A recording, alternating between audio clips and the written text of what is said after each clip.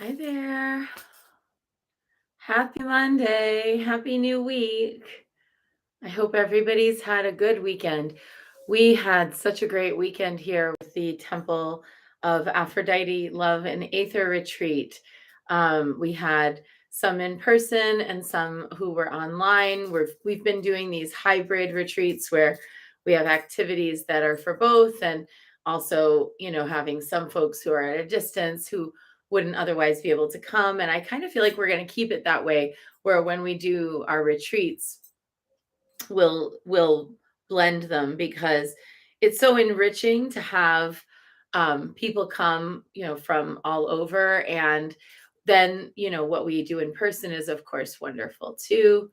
Morning, Lenny. Happy birthday. Morning, Natalie. Um, hope everyone's doing well today. Um, so, yeah, let's get into it. It was a really great weekend. We were going to hike up to Heart Lake, but there was still so much snow that it was not possible to get up there. So we went instead to Fairy Falls, which was beautiful. Morning, Caragwin.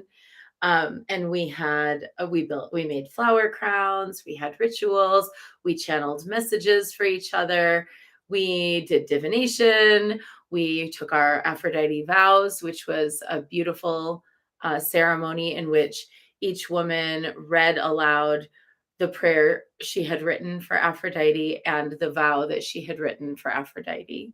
Morning, Theodora. It was just so good. And if you are interested in some of the adventures that I create, it's the best thing to do is to go to either mountshasta.goddesstemple.com or sacredwell.com and get on my mailing list, because that's where I'm going to send things out. I tend to, when I have a trip or something like that. Morning, Aura. Good to see you. How are you, sister? Typically, when I have like a trip or an adventure or a journey that I'm planning, what we do is I send it out first to the members of the Mount Shasta Goddess Temple and fill the spots there. And then whatever spots are left, it goes out to the public. So, joining the temple, you also get access to all kinds of great things: monthly full and dark moon rituals, recordings of our Sabbats and our monthly Sybil salons, recordings of our Crystal Visions classes, and that's all included in membership. So it's a good idea to think about if you want first dibs on adventures with me. And I have several adventures upcoming. We still have one, maybe two spots left for Egypt. We're quickly having, the flood of inquiries about Jordan and Turkey. And so be in the know, and we'll have adventures together. Okay, so the Black Madonna. I'm still doing the fundraiser for the Black Madonna reparations retreats. I had really hoped that by the end of June, I would have raised the whole amount, $6,000, in order to create an absolutely exquisite, beautiful event that will be free of charge for Black, Brown, and Indigenous women. And where each woman gets a travel stipend to be able to come and be here. So I haven't yet finished raising the money for that. I'm just going to keep going until I do have it all, because this is so important. This project, it is an Aphrodite project. It is an Oshun project. It is a Black Madonna project. It's a project that says we all deserve to have spaces and times where we can relax and really let ourselves be at ease. And so many women who belong to historically oppressed groups, Black, Brown, Indigenous women, don't have access to that. And even women who do have access to that still deserve, on behalf of their ancestors, to have a space where they can go and commune around healing without feeling the need to meet the expectations of the white gaze. So I hope that folks will continue to join me in believing in this project and give generously to it. I'll put a link in the comments today on my Facebook. And if you just go and look at MountShastaGoddessTemple.com, just scroll down the page, the homepage, you'll see it, Black Madonna Reparation Retreat. And it's a really worthy cause. Each woman will get $500 in travel stipend, which is enough to really make a difference. And we will also have a beautiful location in Mount Shasta. I will be hiring a tour guide to take them on a tour of the mountain, and we'll be providing all meals delivered to the house where the women are staying, so that all they have to do is be their magical selves together. And I just know that we're going to get to do this. I just know it. So if you don't mind giving, if you don't mind sharing, I'd be super grateful. That's my Black Madonna project for this year, and I'd really love to accomplish it in this year. And better to try to accomplish it before like December, when it's so snowy that no one wants to come and try to deal with that. So, all right, let's dive into today's practice. We're going to start with singing the Salve Regina hymn, and then we're going to draw a card from the Mother Mary Oracle.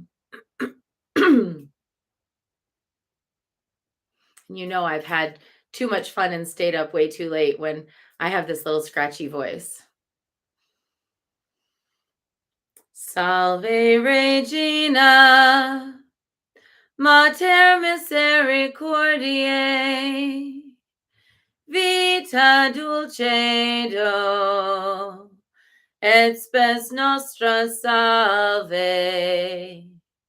A te clamamus, exules filii Heve, a te suspiramus, gementes et flentes, in hac lacrimarum vale, ea ergo advocata nostra, ilos tuos misericordes oculos ad nos converte, et Jesum benedictum fructum ventris tui, nobis post hoc exilium ostende.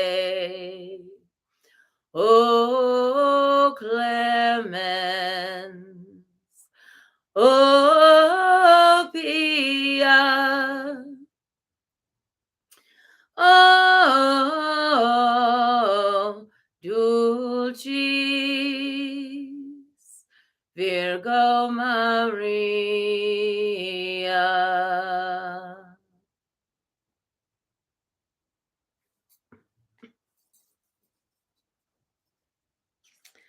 So, what is the message to start our week?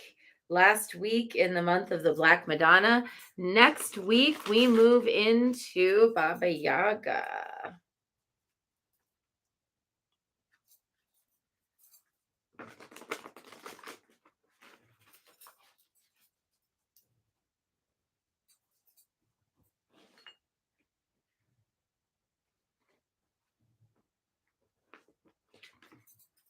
Our Lady of Charity.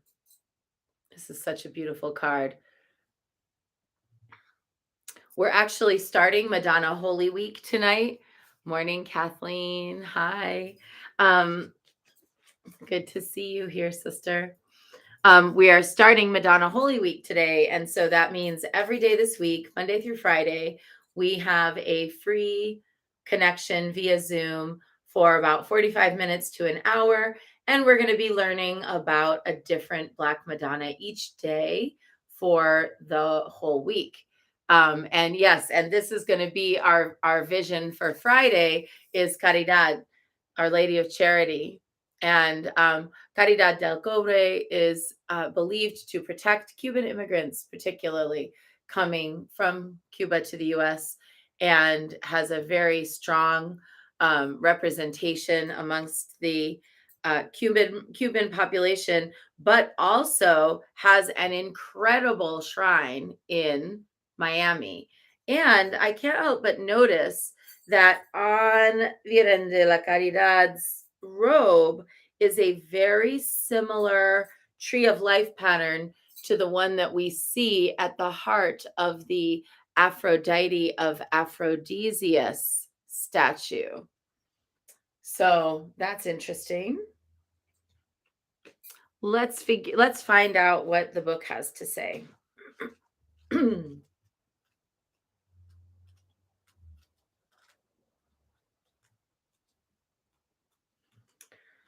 When Aphrodite's just like, I'm here too.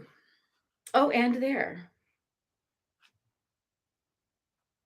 Oh my gosh, it's literally like, I think it's the last card in the deck. I call upon my strongest children to aid those in need. I will empower your purpose and act through you. My powers are vast enough to keep you safe and protected, no matter where you may be. Fear not and maintain your focus on me. I shall guide you. Being a healer is not always a professional choice. Sometimes we are simply healers in how we are in the world. Sometimes those with a particular ability to love the Divine Mother are asked by her to be present in particular environments that are in need of healing. These may be environments that are most in need of her light, such as toxic office environments, judgmental families trapped in fear and shame. Or the environment may be a relationship with a person that is in need of loving affection. Far from being a martyr or a victim, a true healer, even if one doesn't know one is the healer in that situation at first, will benefit from allowing the mother to work through her in these circumstances. The benefits might be material support, opportunities to learn or experience something new, but they will always include spiritual development. We have to learn how to stay focused on the love of the Holy Mother when all around us seems crazy with fear. We may need to learn how to love ourselves and how not to take another's difficulty with love personally. We may need to learn to see how another's judgments have everything to do with them and not necessarily anything to do with us at all. We might learn strength, compassion, incredible tolerance, and great trust in such situations. Wow, what a beautiful, powerful image. Yes, Kathleen says the same. She says, such a beautiful image. And it's so true. We don't always know when we're being called upon to be the healer. In fact, often what we think of as just the normal course of our lives is a beneficial giving to another. So, and in fact, that's the point. We don't practice all of these practices. Oh, yes, Justin, oh, honey, yes, I'm dedicating practice to you today. It's so great that you're tuned in just now because today I'm going to dedicate the practice to you. I was thinking about that this morning after I saw your message. Sending you so much love. Here's a priest who is just like carries the weight of the world on his shoulders, which a lot of us know that feeling, don't we? We know what it's like where we've tried our best, we've helped, we've served, we've given, we've been patient, we've been compassionate, we've been tender. And this was all in the normal course of our activity. This is who we are as a person. This is who we are as people. And then somebody comes at us, maybe they're in a really negative space, or maybe they've developed some kind of a problem and they don't know how to be with what we're offering. I think it's really interesting. One like little discernment, place of discernment, and I'm talking to you healers. A place of discernment that we all have to come to is the difference between pity and charity. To give charitably is to give what you have to give. It is to give from your overflow. It is to give from your excess. It's even to give from your storehouse, but to know that you're giving it in a completely unattached way and with a sense of compassion, but not pity. Pity is sticky and tricky. When we give out of pity, it loops us in to an expectation that we will see that person transcend their circumstances. When in fact, many of us who have been on the healer's path know that people only transcend their circumstances at their own pace. So, as we're thinking about Our Lady of Charity, let's, as healers, be really cognizant of what we're giving and that what we're giving is completely free, no strings, completely free from the overflow so that we don't end up depleted or exhausted. And not saying that, we haven't all also had situations where we gave completely freely and still things happen. That happens. But what I'm saying, I mean, it definitely happens. Here's Justin, and I've been through it too. But what I'm saying is that I feel like, culturally speaking, our society doesn't understand the difference between charity and pity. And it's to the detriment of us all. I feel like there's something more I want to say about her. Her shrine is very beautiful in Miami. Priestess Cosette took me there last year, and we went into the sanctuary, and I really felt the beauty. It's a really gorgeous sanctuary, but where I really, really felt it was outside. There was a statue and a shrine where people would place like their no, their novena candles for the sake of like their families who were coming or crossing over from Cuba, or in memory of someone who was lost, or just asking her for help with immigration paperwork and things like that.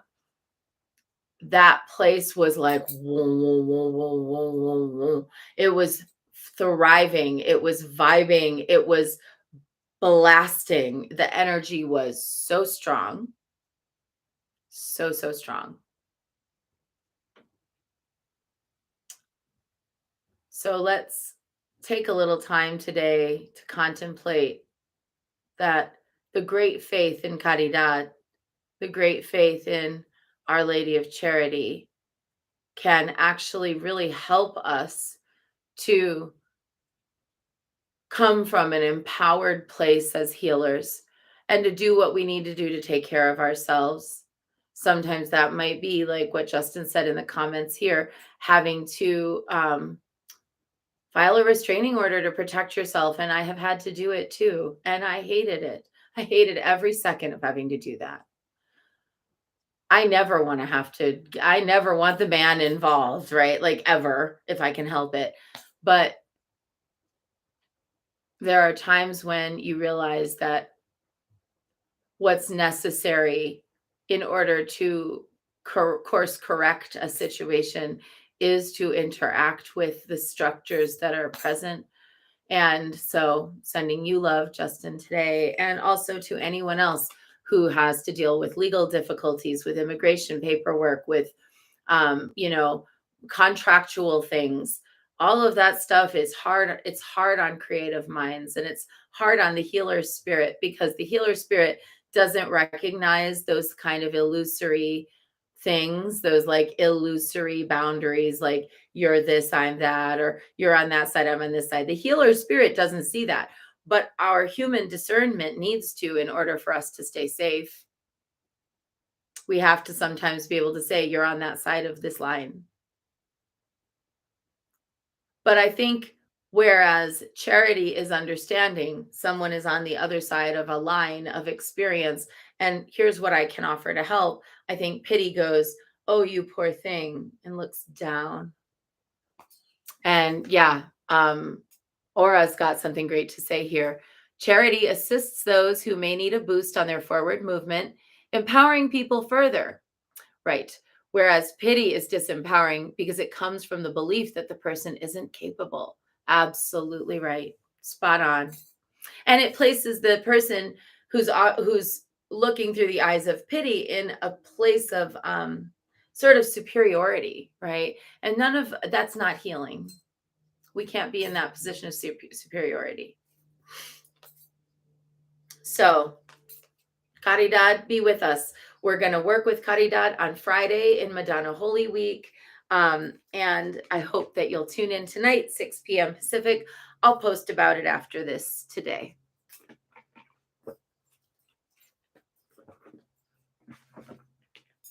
Okay. Wow.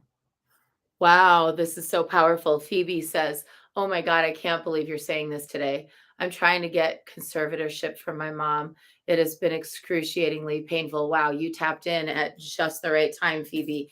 Well, today we're going to dedicate this practice to Justin, who's doing this difficult paperwork and has to protect himself and who's just like completely overwrought by what's been happening. And for you, Phoebe, dealing with this conservatorship of your mom. It's so hard to have to parent a parent. I know so many people who would just walk away.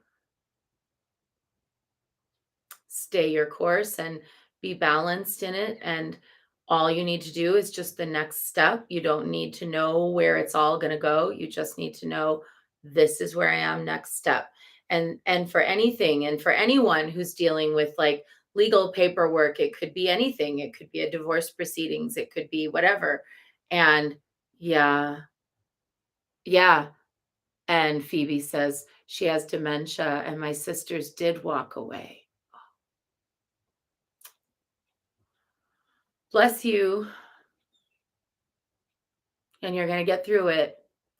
Today, we're giving this practice to anybody who just has to look at the next step in intimidating paperwork, in intimidating process, anybody who's having to invoke the systems that often feel anathema to the healer heart.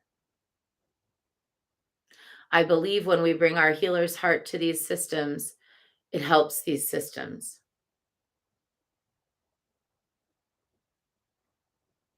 So, with that, let's dive in. 3 prostrations before the shrine.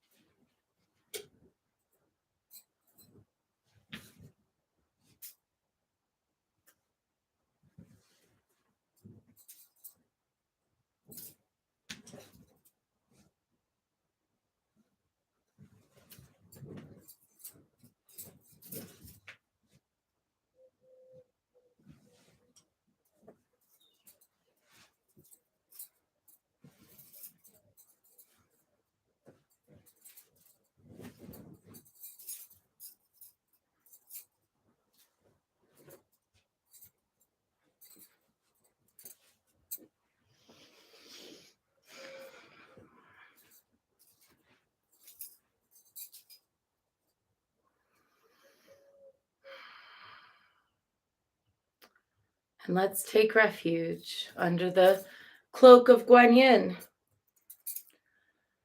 Namo Guru Be. I take refuge in the inner teacher. Namo Buddhaye. I take refuge in the great mother of compassion. Namo Dharmaye. I take refuge in the wisdom of the ages. Namo Sanghaye. I take refuge in the community of practitioners. And let's set our intention, a person, place, situation, or circumstance that will benefit from today's practice. And today it's for everybody who's dealing with those excruciating and difficult steps that nonetheless may ensure some kind of protection, some kind of provision, or even a necessary separation.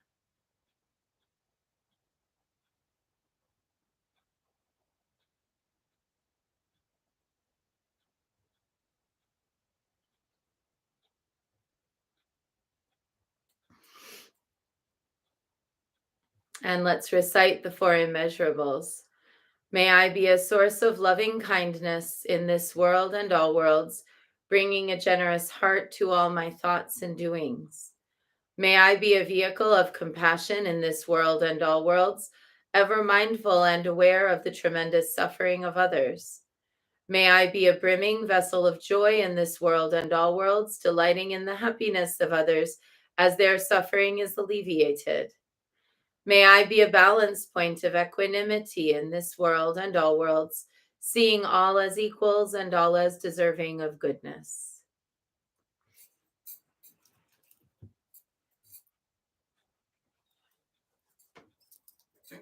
All right.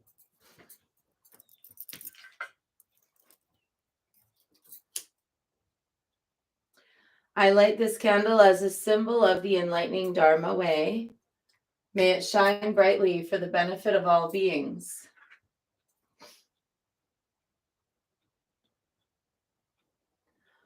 I light this offering, this incense as an offering for Guan Yin, she who hears the cries of the world, mother of all.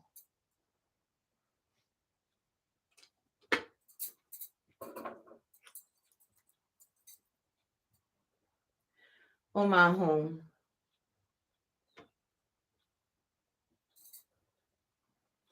Om Ahum. Om Ahum. Om Ahum. Om Ahum. Om Ahum. Om Ahum.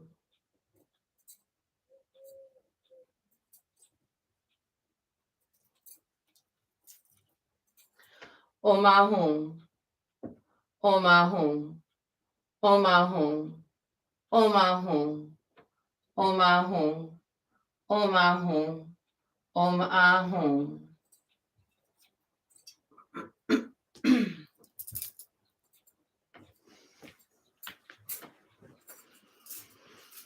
Reverently, I prostrate with my body, speech, and mind and present clouds of every type of offering, actual and virtual. I confess all my destructive actions accumulated since beginningless time and rejoice in the meditation of all holy and ordinary beings. Please, Guanyin, remain until the end of samsaric existence and turn the wheel of Dharma for sentient beings. I dedicate my own merits and those of others to the great enlightenment.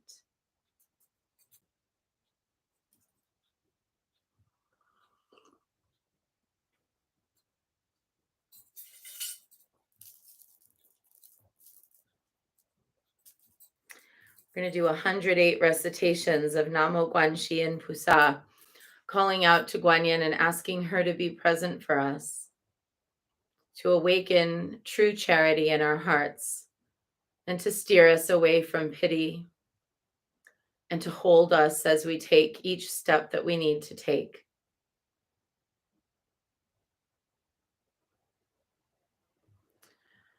Namo Guanxi and Pusa, Namo Guanxi and Pusa, Namo Guanxi and Pusa, Namo Guanxi and Pusa, Namo Guanxi and Pusa, Namo Guanxi and Pusa, Namo Guanxi and Pusa, Namo Guanxi and Pusa.